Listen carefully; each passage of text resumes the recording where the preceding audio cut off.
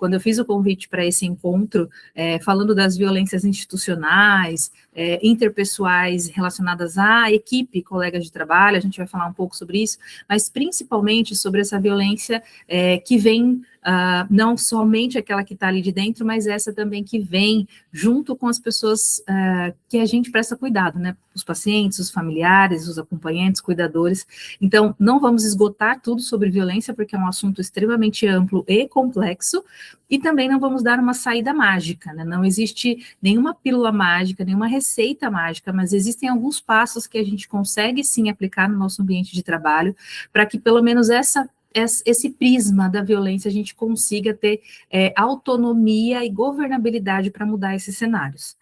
De acordo, né, como eu falei aqui para vocês, né, sou enfermeira, então vou trazer muitos aspectos relacionados à enfermagem, mas se aplica a qualquer profissional da área da saúde, exceto aquelas questões relacionadas ao próprio Conselho Regional e ao Conselho Federal de Enfermagem. Então, espero que seja um conteúdo que agregue no seu cotidiano, que você possa compartilhar com colegas e que a gente, então, enxergue possibilidades de mudança desse cenário. Recentemente, né, tem surgido muitas denúncias, inclusive boletins de ocorrência envolvendo profissionais de saúde, pacientes familiares. E quando a gente pensa, né, como eu estava falando ali, num cenário de cuidado, em que a gente vai cuidar de alguém em vulnerabilidade, em que a gente está fazendo por aquela pessoa aquilo que ela sozinha não consegue fazer, e que nós detemos, né, conhecimento técnico e capacidade operacional para fazer por ela aquilo que ela mesma não consegue naquele momento, né, que é o básico do que é o cuidado, e a violência chega nesses cenários, ela chega de uma forma muito cruel para todos os envolvidos. Então, para os pacientes, para os cuidadores, para os familiares e, obviamente, para todos os profissionais ali que estão no cuidado. Por que a enfermagem? Né? Porque a enfermagem é quem está ali na linha de frente, é quem primeiro recebe, é quem faz os primeiros sinais vitais, é quem faz primeiro a escuta, é quem faz classificação de risco, é quem está ali de uma forma intensamente envolvida com a chegada dessas pessoas. Agora, uma das questões que a gente precisa falar, e muitas vezes eu não ouço falar sobre isso, e esse é meu principal objetivo, é a gente falar sobre esse outro olhar, sobre esse prisma. Por que essa violência chega lá? Então, muitas vezes, a instituição ou os próprios profissionais, né, o corpo profissional ali de trabalho, começa a enxergar a violência como algo individual. Então, é porque aquele fulano é grosseiro, aquele profissional merece mesmo, ele toda vez chega irritado. Enfim, a gente transforma um fenômeno que é complexo, multifatorial e coletivo em algo individual. E quando a gente traz para o individual, a gente não consegue avançar, porque é quase como se a gente dissesse, se não fosse essa pessoa, isso não teria acontecido. Se fosse outro funcionário atendendo essa demanda, ou essa queixa, ou essa situação, isso teria sido feito de uma outra forma. E isso pode nos levar a um adoecimento profissional ainda maior, quando a gente traz só para essa visão do individual. Então, também aqui em comunicação compassiva, né, como eu disse para vocês que é a comunicação não violenta, e esse processo que é a cultura de paz, a gente sempre vai olhar para os fenômenos de forma coletiva, porque é de forma coletiva que a gente vai encontrar respostas para essas situações que nos atravessam. Então, uma das coisas que saiu recentemente, uma pesquisa, inclusive, na Folha de São Paulo, trazendo esses dados e trazendo ali uma pesquisa bem explicada a respeito de como a violência nos atinge, ela vai trazendo a gente para uma reflexão em que quais são os conteúdos que nós consumimos ao longo do dia, quais são os conteúdos que nós fixamos a nossa atenção, quais são as notícias, quais são aquilo que nos alimenta ao longo do dia, quais são as informações, e todas essas informações, e aí ali ele estava dizendo dos algoritmos, que percebem que há um determinado interesse superior em situações violentas, agressivas, disputas, traições, questões relacionadas à comparação, principalmente competição, e essa alta performance também, né, super valorizada. Então, quanto mais a gente consome esse tipo de conteúdo, mais o algoritmo nos entrega. Então, aquilo que já estava passando do ponto, né, em que não há um equilíbrio entre coisas que estão conectadas com o que é meu valor, com o que eu acredito, com inclusive as questões morais, né? Por que não? Porque elas fazem parte de nós somos seres multidimensionais. Então, ao invés da gente se alimentar mais desses conteúdos, a gente se alimenta muito mais e convive muito mais, ouve, assiste, divulga, compartilha conteúdos relacionados à violência. Por este é um dos motivos que nas minhas redes sociais vocês vão encontrar pouquíssimo conteúdo com o foco na violência, sempre com o foco na compaixão, no coletivo, na solução de resposta, na cultura de paz. Né? Obviamente, não é o conteúdo mais consumido das pessoas num geral, e o algoritmo entende isso, então ele entrega cada vez menos esse conteúdo. Aqui está um pulo do gato que é fantástico. Nós somos, só de profissionais da enfermagem, cerca de 3 milhões de pessoas. 3 milhões de pessoas impulsionando e compartilhando conhecimentos, compartilhando conteúdos que sejam colaborativos, que sejam compassivos, que sejam conteúdos de cultura de paz, ou seja, conteúdos alinhados aos nossos valores, conteúdos alinhados ao processo de cuidado, ao processo de acolhimento. Se cada um de nós, esses 3 milhões, encaminhar para 1 ou 2 pessoas, a gente já vai tendo, né, exponencialmente, muito mais pessoas recebendo, consumindo esses conteúdos, e o algoritmo passa a entregar para essas pessoas mais conteúdo. Mas, isso é um parênteses, na reportagem, na notícia lá, falava exatamente o oposto, né, que é o consumo exagerado e cada vez maior das pessoas por conteúdos que tenham alguma menção à violência, não necessariamente diretamente, mas que envolva briga, que envolva uma disputa, por exemplo, na busca de justiça, entre aspas, de algum serviço ou equipamento, ou alguma coisa que não saiu conforme, né, o combinado ali. Então, vem com uma agressividade num tom superior, e esses conteúdos vão sendo cada vez mais consumidos, e também o algoritmo vai entregando mais. Como todos nós estamos, de alguma forma, ligados a alguma rede social, nós também estamos à mercê desses conteúdos. E lá, nessa reportagem, traz algo que é, assim, essencial. Quando a gente passa a consumir esses conteúdos de forma sistemática, eles de forma inconsciente começam a se tornar as nossas verdades. Então, de uma forma simplista aqui, né, para a gente exemplificar. Se eu ouço uma determinada notícia uma vez, 2 vezes, 3 vezes, na 4ª vez, mesmo que eu tenha passado só, sabe, aquela levantada de feed, mesmo que eu tenha só passado por ela, em algum momento isso pode surgir na minha cabeça como algo que eu acredito, como algo que eu estou falando pela primeira vez, porque isso vai saindo do inconsciente e vindo, então, para o nosso córtex pré-frontal, como algo que eu estou racionalizando, então, trazendo para o racional. E aí aquilo acaba se tornando uma verdade. É uma engrenagem, né, que o nosso sistema neurobiológico faz para que a gente pegue, né, os componentes, então a gente fica ali rastreando tudo o que está acontecendo, a gente capta todos esses estímulos, transforma em informação uma quantidade menor, mas os outros ficam ali. Quando eu vejo esses conteúdos de forma sistemática, repetitiva, isso vai se tornando uma verdade. Então, muitas vezes a gente acha que, inclusive, aquilo é uma ideia nossa, que aquilo é algo que a gente refletiu e tem aquela determinada opinião, mas é porque a gente ouviu ela diversas vezes e a gente nem teve a chance de trazer uma oposição a ela, de trazer um reflexo do outro lado da moeda, vamos dizer assim. E aquilo ali vira a nossa verdade. A questão é que, como os conteúdos que estão sendo mais disseminados e mais consumidos, não só no Brasil, no mundo todo, são os conteúdos que trazem a menção à violência de todas as formas, né, de agressão física, verbal, passivo-agressiva, dessa busca por justiça, enfim, de diversas coisas que você aí já deve saber. Eu estou falando aqui, você deve estar lembrando dos últimos conteúdos que você recebeu, que compartilharam com você, ou que você viu ali e também compartilhou com as pessoas. Então, esse é o cenário, né? Um dos elementos, tem vários ingredientes, mas um dos elementos estamos todos, a maior parte de nós, envolvidos com esses conteúdos violentos. E nós somos sociedade coletivos. Quando um paciente sai da sua casa sabendo que ele encontra nos serviços de saúde, porque ele viu 2, 3, 4 conteúdos em que a pessoa não foi bem atendida, em que o profissional de saúde ignorou, ele já chega com essa verdade. Alguém que já chega com uma verdade, que traz a violência, vai ter que tipo de comportamentos? E aí vem a pergunta, quantos de nós aqui já não saiu cansado, esgotado de uma jornada de trabalho, porque a gente enfrentou, mesmo que a gente tenha conseguido barrar, mesmo que a gente tenha conseguido transformar aquele cenário inicial de relacionamento em algo que potencialmente poderia ser violento, em construção de cuidado, a gente se esgota muito mais quando a gente tem que lidar com isso, estar atento também a essas questões. E eu não estou dizendo que a gente não tenha que estar, porque a gente precisa estar, estamos nesse contexto. Mas como é que a gente facilita isso para a gente? Então, se eu tenho consciência de que isso está acontecendo, que caminhos eu vou utilizar, que ferramentas eu vou utilizar no meu cotidiano para que esse esgotamento não atinja a minha saúde física, mental, emocional, né? Nós somos seres multidimensionais.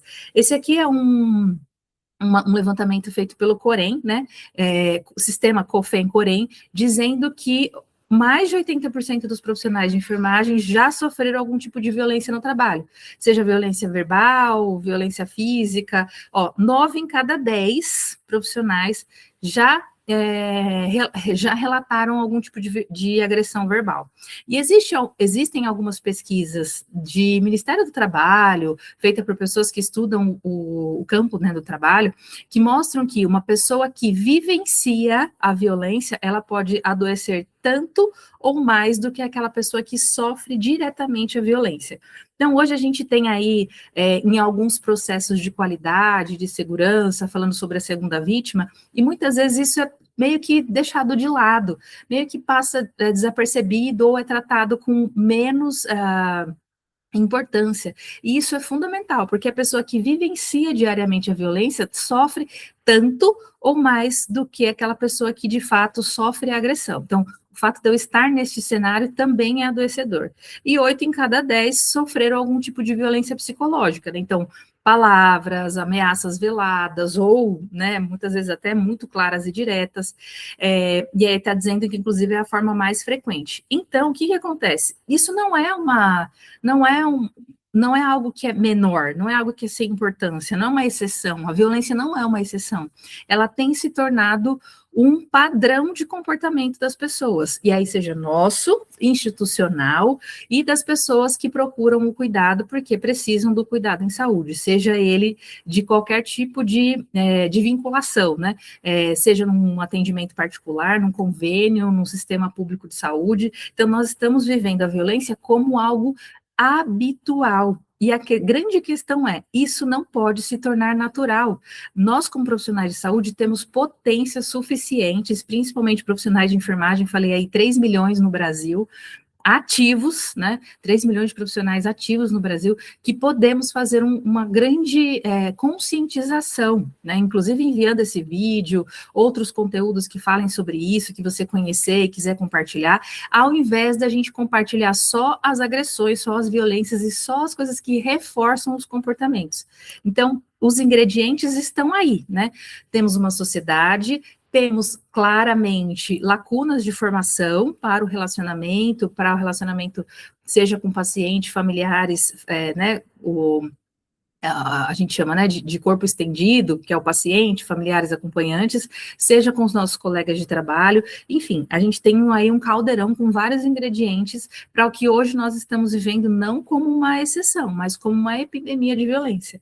E aí eu trago essa figura do iceberg. Eu sou profissional que passei a maior parte do meu tempo assistencial dentro de atenção primária à saúde. A gente trabalha muito a figura do iceberg, que é aquilo que a gente vê superficialmente. O que a gente vê superficialmente? Claramente qualquer pessoa consegue enxergar, né? Porque está dado, é algo objetivo, e aquilo que está submerso e que não necessariamente a gente tem consciência que eles existem. Então, no caso aqui dos comportamentos dessa violência que tem atingido as pessoas que cuidam, né, nós profissionais, a gente tem ali objetivamente, lá na ponta do iceberg, um paciente que chega agressivo ou se torna agressivo durante o processo de cuidado, né, seja na recepção, no corredor, ou inclusive nos cenários de consultório, internação, enfim, de todos os cenários possíveis dentro dos serviços de saúde, e temos ali um pouco que está abaixo, que eu já fui trazendo para vocês. Uma questão de polarização, não é só no Brasil, é no mundo, né, extrema direita, esquerda, enfim, polarizações que não valorizam as ideias e nem a colaboração, e nem o processo coletivo. É como se parte exclui-se a outra parte. Nós somos o todo, a gente convive com todas essas pessoas.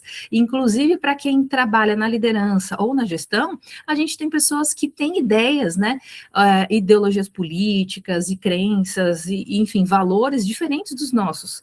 E em determinado momento, por questões sociais, psicológicas, ambientais, também financeiras e várias outras, a gente foi construindo esse caminho que, se a gente perpetuar esse tipo de comportamento e esse processo de pensar a vida em sociedade, a gente vai chegar num lugar muito perigoso, né, que é da violência extrema, como a gente muitas vezes vê, né, da justiça com as próprias mãos, das quebras, né, ou de cenários mais ditatoriais que determinam enfim, né, não vamos falar sobre esse processo agora, que não cabe aqui nesse nosso encontro, mas a gente tem também esse contexto todo, programas de televisão, o que mais as pessoas gostam, né? Por que algumas pessoas falam, mas programa que não tem, por exemplo, tem alguns realities que tem muita treta, muita confusão, eles têm muito mais audiência. Por que a gente tem procurado mais este tipo de conteúdo? Então, de novo, né, a gente pode olhar para que o nosso cérebro já está treinado, né, já está de alguma forma habituado a consumir esses conteúdos, de forma que isso nos libera também nossas tensões, a nossa própria raiva de determinadas coisas, a nossa falta, muitas vezes, de autonomia e governabilidade para resolver problemas. Então, ali, como um processo catársico, né, a gente consome mais esse conteúdo. A gente tem também o contrário, quanto mais eu coloco desse conteúdo, mais audiência eu tenho, e é uma engrenagem, né, uma engrenagem. Essa cultura, né, do ataque imediato, do cancelamento, do sentenciamento, eu sempre falo isso nos meus cursos, né, muitas vezes a gente julga, sentencia e faz executar a pena da pessoa, né, mesmo antes de ter, mesmo antes que a pessoa tenha acesso àquilo que nós construímos como justiça, né, justiça oficial mesmo, que é oportunidade da pessoa de defesa, a possibilidade de apresentar provas, toda essa questão que nós construímos enquanto democracia. Então, a gente está quase que, isso não é mais tão importante, porque quando a pessoa consegue provar o contrário, né, um vídeo que demonstra ela fazendo determinada coisa, que parece que ela fez uma coisa, e aquilo é uma coisa bizarra, trágica, violenta, agressiva, injusta, ele super viraliza. Quando é comprovada, ou que qualquer um dos lados, né, que seja a culpa ou a absolvição, vamos dizer assim aqui, a gente tem um vídeo que não é muito consumido, que poucas pessoas ficam sabendo, a não ser aquelas que guardaram aquela situação e falaram, não, eu vou seguir essa situação. Eu mesma pensava isso, sempre pensei isso, nossa, mas eu queria tanto seguir essa situação para ver o desfecho dela final, né, para a gente ver como é que as coisas, mas enfim, a vida dinâmica, 1 milhão de coisas que a gente faz, cada vez mais, né, nos nossos processos de trabalho de profissional de saúde, a inclusão de tecnologia, muitas vezes nos deixamos mais reféns de trabalho sem pausa do que o oposto, enfim, a gente ainda tem muita coisa para rever, a gente tem muitos processos que facilitam o retrabalho, e isso também é uma certa violência, gente, violência institucional, você fazer 2, 3 vezes a mesma coisa, dar 3, 4 vezes a mesma informação, repetir exaustivamente determinados processos que poderiam ser, vamos dizer assim, limpos, quem trabalha com essas questões, né, da limpeza dos processos, isso é fundamental, né, isso é fundamental, mas o nosso cenário que está ali embaixo é esse. Uma cultura também da alta produtividade e da produtividade não só por questões da autoexploração, que hoje é outro cenário ainda, que nós, enfermeiros, ainda não estamos, né, tão próximo quanto, por exemplo, nossos colegas médicos, da pejotização, dessas questões relacionadas à autoexploração, né? Ninguém diz para ele o quanto ele tem que trabalhar para ele ter um determinado salário, ele é que trabalha por aquilo, e o salário que eu ofereço é X. Então, a gente, ao invés de ter a exploração do nosso trabalho, né, pelos meios, a gente tem a autoexploração, que em outra também dimensão, em outro prisma, também constrói cenários violentos, cruéis e muitas vezes adoecedores, né, na maioria das vezes. E a nossa incapacidade de lidar com a frustração, porque se afinal de contas todo mundo tem que ter alta performance, a gente precisa ter processos de alta produtividade, você precisa ser policoisas, né, então fazer diversas coisas, não que isso seja ruim, porque pessoas que têm habilidades diferentes têm, de novo, tem cenários em que ela pode atuar de formas né, mais abrangentes, e enfim, tem diversas possibilidades, isso também é uma verdade, né, para a categoria da enfermagem, que a gente consegue ter várias possibilidades de trabalho, por exemplo. Não é essa a questão, né? É quando a gente tem que ser poli em todas as coisas, ou seja, tem que ter alta produtividade em todas as nossas dimensões, né? Então, é na família, no contexto social, nos esportes, enfim, no cuidado com o corpo, no acordar às 4 horas da manhã para fazer um ritual religioso. Não que isso não possam ser escolhas individuais, isso com certeza a gente tem que trabalhar todas as nossas dimensões, mas quando isso é para atender uma demanda externa, uma expectativa externa, isso vai ali se introjetando como algo habitual, até que vire natural, e a gente acha que sempre foi assim. Mas se a gente estudar um pouquinho a história, né, das civilizações, a gente vai ver que a gente já viveu em outros contextos, e mais ainda, com toda a tecnologia que nós temos detido, com todo o conhecimento que a gente tem, será que não existem formas da gente existir, né, da gente estar nessa existência, da gente cuidar, da gente trabalhar, da gente ter processos produtivos sem essa autoexploração ou sem essa exploração abusiva que faz com que a gente adoeça, que faz com que os cenários adoecedores cheguem até o processo do cuidado? Acho que isso é fundamental, né?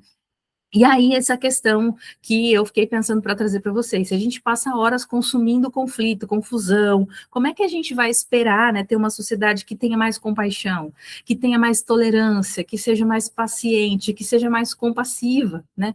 E nos momentos em que a gente tem dor, em que a gente tem medo, né, em que a gente tem pressa, né, para uma execução, para, né, o medo da morte, que é o, né, vamos dizer assim, é o norteador, mas o medo do sofrimento, o medo da dor, o medo de ser negligenciado, o medo de sofrer um erro.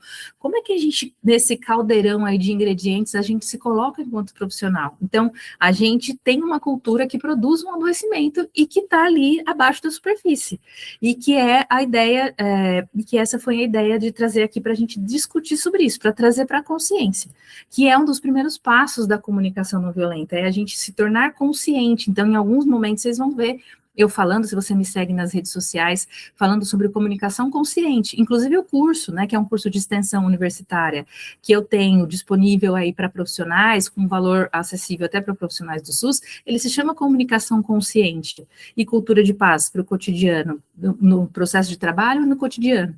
Então, comunicação consciente é o primeiro passo, a gente ter consciência de onde a gente está e para onde a gente quer ir, né? Porque se a gente não sabe que caminho a gente quer seguir um caminho de cultura de paz, a gente quer seguir um caminho de segurança emocional, a gente quer seguir um caminho de segurança e qualidade do atendimento ao paciente, esse é o caminho que a gente quer seguir, quais são os passos que a gente precisa dar, né? Porque esse custo, né, desse estado de alerta permanente, da gente estar sempre que tá, né, disponível, antenado, se aquele paciente chega assim, se aquele colega chega assado, se a gente está o tempo todo, né, sob constante ameaça, principalmente quem está em linha de frente, né, de porta, nos serviços de urgência e emergência, nos serviços, né, de pronto atendimento, e hoje, né, eu que sou de atenção primária, chegando cada vez com mais velocidade nos contextos da atenção primária, que é um contexto ambulatorial, de cuidado longitudinal. Então, quem aqui nunca passou, nunca viu, vivenciou, foi o próprio infringido à violência por esse tipo de situação dentro dos diversos cenários, né? Então, ele é comum, ele tem se tornado cada vez mais, como eu falei, uma epidemia. E aí, algo que eu falo desde 2017, quando se começou a falar numa das instituições que eu trabalhava, sobre segurança do paciente, sobre cuidado e acolhimento, foi esse nosso pensamento, que era um direcionador para a gente, era um pilar do que a gente fazia ali naquela instituição, e eu trago para a vida, que não vai existir cuidado seguro se quem cuida não se sente seguro. Então, segurança em todos os sentidos, segurança emocional, psicológica, segurança física, né, segurança financeira, né, quantos colegas aí não trabalham e ao final não tem essa segurança, né, se vão receber ou não, principalmente aí, como eu falei, né, colegas médicos aí no contexto da pejotização, enfim, que a enfermagem ainda não chegou, e eu espero que a gente não avance nesse sentido, porque tem sido, pelo menos aqui no Brasil, e as experiências que eu tenho acesso, experiências muito ruins, né, até porque não temos dentro da nossa formação, o contexto de empreendedorismo, o contexto relacionado a cuidado financeiro, pensando na carreira, enfim, dá outra aula aqui, né, gente? Mas vamos focar aqui. Então, a gente tem contexto de adoecimento emocional, de agravamento, né, de transtorno do estresse pós-traumático negligenciado, porque muitas vezes a gente trata isso, lida isso como algo que é um mimimi, como algo que não, isso não é importante, essa pessoa que é frágil demais. Então, a gente lida com a nossa vulnerabilidade, trazendo a pessoa para menos-valia da importância daquela situação pela qual ela passou, vivenciou. Eu me lembro num cenário muito, ficou assim, conhecido no Brasil todo, porque foi televisionado, enfim, de um ator que foi executado mesmo pelo pai da namorada, e foi próximo ao serviço de saúde, o quanto a gente, lógico, dentro dos recursos que nós tínhamos, a gente fez acolhimento, a gente conversou com essas pessoas, a gente levou um profissional para falar sobre estresse pós-traumático, a gente fez alguns trabalhos de ressignificação, não foi algo que atingiu o serviço diretamente, não estava relacionado ao serviço, mas aconteceu na porta do serviço de saúde. Então, esse olhar que a gente vai ter pelas pessoas que trabalham nas instituições, não é só se algo acontece relacionado ao processo de trabalho, mas é esse entorno, é aquilo que causa impacto. Então, profissionais que estão constantemente sendo vítimas ou participando de violência de alguma forma, podem desenvolver o transtorno do estresse pós-traumático, e isso não é menos importante. Pelo contrário, quanto mais acolhimento, quanto mais cuidado a gente direciona para essas pessoas, melhor será a resposta do entorno todo. Então, muitas vezes eu já vi pessoas me contando, né, eu recebo alunos, muita gente que conversa comigo, e até nas postagens que eu fiz para essa aula, dizendo que passaram por situações de violência, e a resposta foi, tá bom, já acabou de chorar? Ó, tem paciente te esperando. Então, assim, essa nossa pressa também do retorno, da recuperação rápida, ela é uma ilusão, porque a gente até consegue em uma determinada medida, mas aquilo que fica ali guardado, que não é trabalhado, que não é visto, que não é validado, ele vai ter uma cobrança, e nós somos as pessoas que precisamos cuidar das outras, e não existe cuidado feito por pessoas adoecidas. Então, o profissional doente não cuida. Eu repito muito essa frase, não é que eu gosto dela, mas eu repito muito. Profissional de saúde doente não cuida, executa procedimento. Então, nós somos capazes de executar procedimentos, de repetir processo de trabalho, de fazer diversas coisas relacionadas ao automatismo do nosso cotidiano, ao operacional, né? Mas a gente está executando procedimento, não é cuidado. E aí, aquela pessoa que deveria se sentir cuidada, não se sente cuidada, e isso, de novo, alimenta a engrenagem. Porque daí, se eu procuro um local de saúde e eu não me sinto cuidado, quantas vezes a gente não ouviu isso? Você já ouviu, eu já ouvi, seus familiares já falaram isso. Ah, mas eu fui naquele médico, ele não olhou na minha cara. Ah, mas aquele enfermeiro é um grosso, fui perguntar um negócio para ele, ele me deu uma patada. Então, são comportamentos que, obviamente, claro, que têm responsabilidades individuais, gente, eu não estou tirando a responsabilidade individual de nenhum de nós, mas tem um processo que vai fazendo com que, o meu sofrimento não é importante, por que o dele é? Então, ele que levante, sacode a poeira e dê a volta por cima. E aí, o que a gente tem visto, né, principalmente agora, depois da pandemia, com vários estudos e com todo o altíssimo estresse que nós, profissionais de saúde, passamos ali naquele momento, e que fomos exigidos, até em formato de aplauso, a ter alta performance, a trabalhar mais do que a gente humanamente poderia suportar em vários cenários, né, talvez não tenha acontecido com você, mas você tem histórias aí, né, para contar sobre isso, com certeza, com todo mundo que eu falo, tem alguma coisa que fez muito mais, que precisou fazer mais, e óbvio, a gente estava num contexto ali desconhecido, e isso não foi sendo diluído depois, pelo contrário, a gente foi sendo exigido, né, por um longo período de tempo, sem esse retorno depois, sem esse cuidado, muitas vezes, de muitas instituições, das emoções, dos sentimentos, desse, né, estresse também que a gente passou, dos traumas, do volume de pessoas que a gente viu entrar conversando dentro do serviço e sair fechado, sem direito a um velório com a família, sem as despedidas, enfim, todo aquele processo que, inclusive nós, profissionais de saúde, somos né, culturalmente habituados a ter, né, os rituais. Então, isso tem gerado um colapso estrutural, e isso alinhado ainda a coisas que eu não vou explorar tanto, mas que são as metas de produção. Então, não dizendo que as metas não sejam importantes, mas quando a gente olha para metas, quando a gente olha, então, para o direcionador do nosso trabalho como algo só quantitativo a ser entregue, e que se esse quantitativo não chega, a gente tem sanções ou punições, seja financeiras, seja retaliações, seja a não entrega de um bônus, enfim, né? São formas que muitas vezes estão lá debaixo da superfície, veladas, né?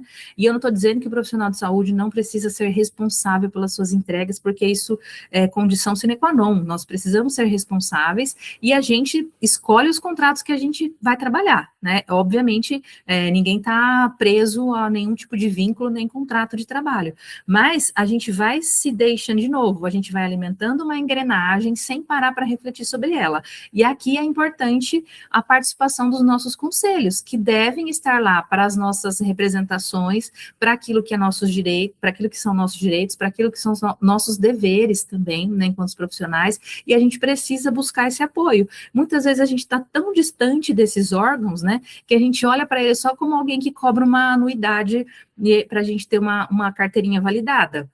Mas eles têm essa responsabilidade e cada vez mais o Corém tem estado mais próximo, não sei qual é a sua realidade, mas tem tido um canal aberto. Eu, pelo menos, estou há 20 anos, né, formada, esse ano completo 20 anos de formada, e nunca estive tão próxima aos conselhos, tanto pela rede social, quanto com contato com as pessoas, quanto com outras vias, né, outras áreas, outras abrangências que, por exemplo, no caso do Corém, tem sido feito, como o Corém Educação, como o Corém, que tem ido, né, localmente nos municípios para falar sobre as questões relacionadas à violência, claro que dentro de um determinado prisma e um determinado objetivo, né, e aqui eu estou ampliando esse objetivo para esse contexto mais cultural e social da violência, né, do que aquele apenas que pune o agressor, porque quando a gente foca só em um lado, a gente desloca, e a violência tem pilares, assim como a cultura de paz. Então, existem pilares que sustentam o processo da violência. Quando a gente desloca só para um, é claro que a gente vai ficar meio capenga,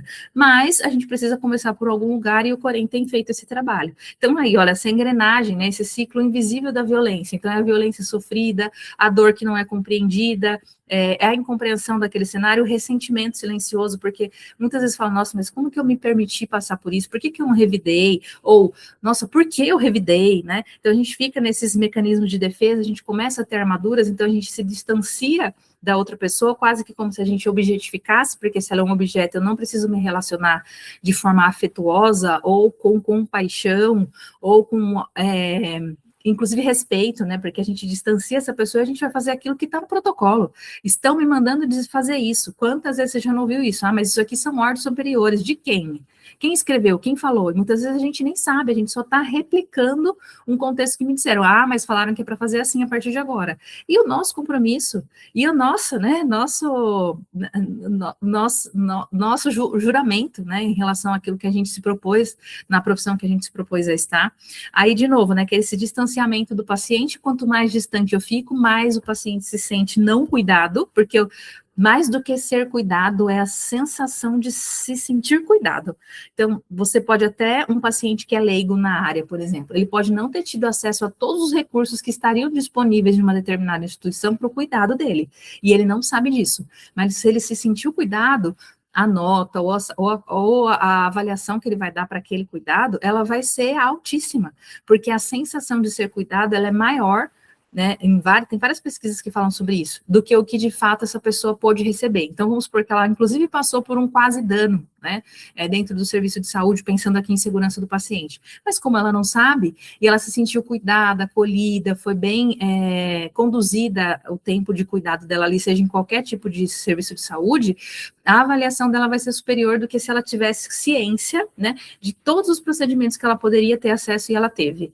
Então, a sensação de ser cuidada, ela é fundamental, e a gente não pode esquecer disso na relação, né, no nosso envolvimento com o paciente, obviamente de forma profissional, né, e esse trauma, né, que extravasa, ou seja, ele sai para algum lugar, esses traumas que a gente vivencia, né, aqui pensando o trauma como essas experiências vividas, e que são elaboradas, então o trauma é aquilo que a gente sente que aconteceu com a gente, não necessariamente aquilo que aconteceu, por quê? Né, isso explica o fato de uma pessoa que não sofreu a violência ainda assim adoecer por ter visto a violência, então ela não sofreu. Então, o trauma é aquilo que a pessoa sente que é o trauma, ou aquilo que ela desenvolve emocionalmente, racionalmente, ou seja, em todas as dimensões como trauma. E esses traumas, eles sejam de uma forma objetiva, ou seja, a pessoa sofreu ou ela vivenciou aquilo como um trauma, tá bom? Só para separar aqui, isso também dá outra aula, mas de uma forma mais abrangente, ele vai extravasar em algum lugar. O primeiro lugar é na própria pessoa, o segundo a pessoa, né, e aí a gente vai falando de ondas, então o centro é o próprio profissional, é o impacto direto nele, e é o impacto que vai reverberar nos sistemas biológicos, hipertensão, doenças crônicas, doenças autoimunes, enfim, diversas possibilidades aí, sistema emocional, psicológico, depois colegas, né, então essa tensão do ambiente e esse trauma que vai saindo para algum lugar, a gente vai descontando, e não estou dizendo que isso seja algo que a gente precisa se tornar adequado, né, ele fez isso porque justificar, mas é algo que acontece, então essa tensão do ambiente dispara nos profissionais, né, nos colegas, depois vai para os parceiros, né, essa exaustão, os parceiros aqui, né, a gente está falando das relações mesmo conjugais e quanto que isso impacta, e muitas vezes a gente não percebe, e depois, na terceira onda, né, com os nossos filhos, e filhos aqui entendam a nossa família escolhida, a família consanguínea, enfim, esse contexto, né, então a gente vai se ausentando, e é muito comum eu ouvir isso, eu sou profissional de saúde, eu adoro pegar plantão no Natal, no Ano Novo, porque daí eu não preciso me envolver nos problemas familiares, então eu nunca estou isso também é da outra aula aqui. Mas falando de compassividade, né, de comunicação não violenta e de relacionamentos, é algo que a gente pode observar que vai reverberando na vida da pessoa, né? E às vezes acontece o oposto. Eu estou tão esvaziado da família, né, por conta do trabalho, que muitas vezes é o trabalho que eu vou procurar de volta. É quase que uma relação na violência, né? Existe um conceito para isso, não vou trazer aqui porque também não cabe, mas por exemplo, vou exemplificar assim: é quando uma criança, por exemplo, de 3, 4 anos, ela é violentada, vamos supor, esse é um fato, né? Algo que já aconteceu, de uma criança ter sido colocado bituca de cigarro, né, em várias partes do corpo, e quando essa criança tem dor pela mãe, por exemplo, e quando essa criança tem dor, ela chama pela mãe. Então, também acontece uma busca pelo trabalho de uma forma exagerada, ou, nossa, essa pessoa trabalha muito, porque o trabalho que a violenta também é o trabalho que acolhe, que sustenta, que, enfim, então tem algumas questões da violência que também a gente precisa enxergar. Enquanto eu fui gestora, eu sempre olhava para essas pessoas que tinham uma entrega no trabalho, além daquilo que era o pedido, mas não um pouco além, muito além, assim, fora do padrão. Né? Então, muitas vezes eu chamava algumas pessoas para dizer, olha, tá tudo bem, como é que tá na sua casa, você precisa de alguma ajuda, que outras coisas você gosta de fazer, quais são seus outros hábitos, né, quais outras coisas te dão prazer na vida, enfim, nós somos seres multidimensionais, então é importante que a gente se atente a isso, tá? Não é, agora com a NR01, né, a gente tem uma responsabilização maior das instituições pelos riscos psíquicos do profissional, e muitas vezes a gente fala, Lidy, mas eu vou fazer terapia aqui com a pessoa no ambiente de trabalho? Não necessariamente, mas tem várias empresas, instituições que oferecem isso como um benefício para o funcionário, e isso é importante, gente, porque nós também somos feitos de pilares, né, das nossas multidimensões, então se essas dimensões, uma delas está muito capenga, em algum momento esse pilar, né, ele vai ruir, então a gente vai olhando para isso também. E aí qual que é o caminho, né? E aí o caminho não é nem a extrema violência, nem a extrema passividade, então não vou fazer nada, né, lavo as minhas mãos, e nem vamos continuar assim, a gente vai se defender, e a gente colocar críbicos cada vez mais alto, e a gente põe vamos colocar um arame farpado aqui entre a sala de medicação e a entrada do fundo, vamos colocar mais uma porta, vamos colocar trava, vamos colocar mais um segurança, né? Então a gente não é nem dos extremos, mas é o caminho do meio, que é a comunicação consciente e a construção de cultura de paz, porque ela é possível, é um caminho, né, para a cultura justa, que traz, inclusive, né, que se alinha com a que a gente fala de segurança do paciente. Não vai ter cuidado seguro se a gente não tem cultura justa. Então, muitas pessoas olham ainda para a comunicação não violenta como algo para treinar pessoas para serem boazinhas, para repetirem palavras e discursos, muitas vezes até, né, de forma pejorativa no diminutivo, enfim, de passar a mão na cabeça, mas, na verdade, a comunicação não violenta, né, que eu gosto de chamar de comunicação consciente ou comunicação compassiva, ela nos leva para o caminho da construção de cultura de paz, que vai levar em consideração segurança psicológica, estrutura, processos de trabalho bem definidos e várias outras questões que eu falo também lá dentro do curso, bem estruturado, como é que você constrói a cultura de paz, mesmo que seja na sua microequipe, mesmo que seja só no seu plantão. Isso é possível, né? Tem vários passos que a gente consegue ir trabalhando e implementando isso. Então, como é que a gente se protege, né, emocionalmente? Então, ali, o primeiro passo, lá embaixo, a autoconsciência, né, como é que é o reconhecimento do impacto antes da gente ter a reação. Então, antes da gente reagir, eu tenho consciência. Então, eu posso escolher reagir ou não. É o nosso processo e a nossa autonomia em escolher como reagir.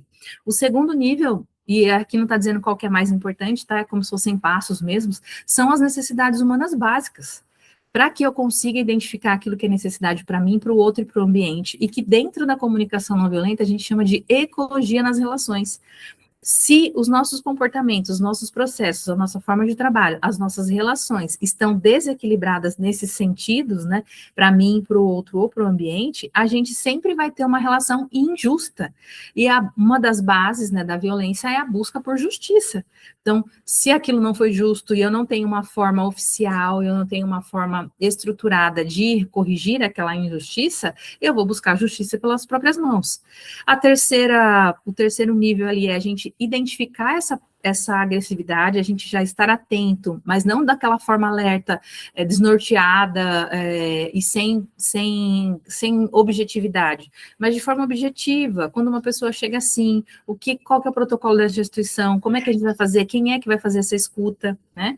E aí o próximo passo são os nossos pedidos, como é que a gente fala para as pessoas aquilo que que constrói a paz, como é que a gente pede para as pessoas, como é que a gente se comunica, como é que a gente se relaciona nesse caldeirão de ingredientes que está ali fervendo e colocando a gente sempre, né, quase que lá no limite.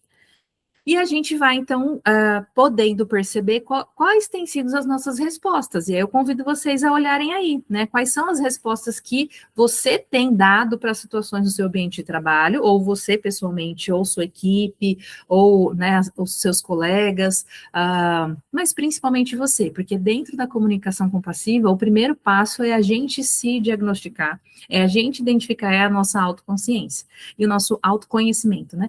Então, existem aqui alguns padrões, eu coloquei alguns, né? Existem muitas formas da gente se comportar, mas um é a submissão. Não, isso sempre foi assim, vai ser assim, eu que não vou falar nada. Então, a gente silencia. Quando a gente silencia, a gente absorve a agressão, fica quieto. E aí o adoecimento vai acontecer, os sintomas psíquicos começam a acontecer, e o nosso foco é sobreviver. Não, eu só preciso sobreviver. Como eu brinco com alguns colegas meus, né? São os nossos boletos motivacionais. Então, me silencio para manter ali os boletos motivacionais. A outra forma de resposta é a resposta compassiva, que é quando a gente sai do inconsciente para o consciente, eu sei para onde eu estou indo e para onde eu quero, né? Quais passos eu tenho que dar para onde eu quero chegar. Então, eu vou estabelecendo limites inegociáveis. Eu vi uma reportagem esses dias de alguns enfermeiros falando sobre situações nos seus ambientes de trabalho que estão pedindo para que eles executem funções e tarefas que não são da enfermagem. E aí tinha uma colega ali que falava claramente, isso eu não faço, isso eu não vou fazer, porque existe uma outra categoria que deve fazer essa função, executar essa função, e ela não está aqui por questões de gestão. Então, limites claros, né? E a gente ter essa clareza, inclusive documental, inclusive de legislação, inclusive daquilo que nos dá respaldo, né? E a gente ter essa energia para que a gente proteja a nossa saúde mental. Então, a longo prazo, quando eu consigo colocar limites, quando eu sei para onde eu estou caminhando, quando eu construo de forma coletiva e cooperativa, colaborativa com a equipe, a gente se protege, a gente protege essa relação entre o paciente e o profissional e entre profissionais. E o outro extremo, né, que seria a agressão, né, se alguém vem para me bater, eu que não vou ficar quieto, eu vou dar na mesma moeda, então bateu, levou, e são as cenas que mais viralizam, né, de alguém que chega para agredir, que também toma. E aí ela só alimenta o ciclo de violência, a gente já falou tudo isso, e o grande foco é eu tô certo, você tá errado, né? E a gente não chega a lugar nenhum, e a gente só tem esse ciclo se repetindo. Então, como é que a gente interrompe a engrenagem? É a gente ter essa comunicação consciente, a gente rever os processos, é a gente rever o formato de atendimento, é a gente rever o nosso cuidado, é a gente rever essa questão da cultura justa, como é que estão em relação a punições ou consequências dos atos, retaliações, enfim. E a gente pode, então, interromper os ciclos de conflito que viram confrontos, porque conflito onde tem gente vai ter conflito, eu sempre falo isso, mas os conflitos não precisam virar confrontos e não precisam se transformar em situações e comportamentos de violência.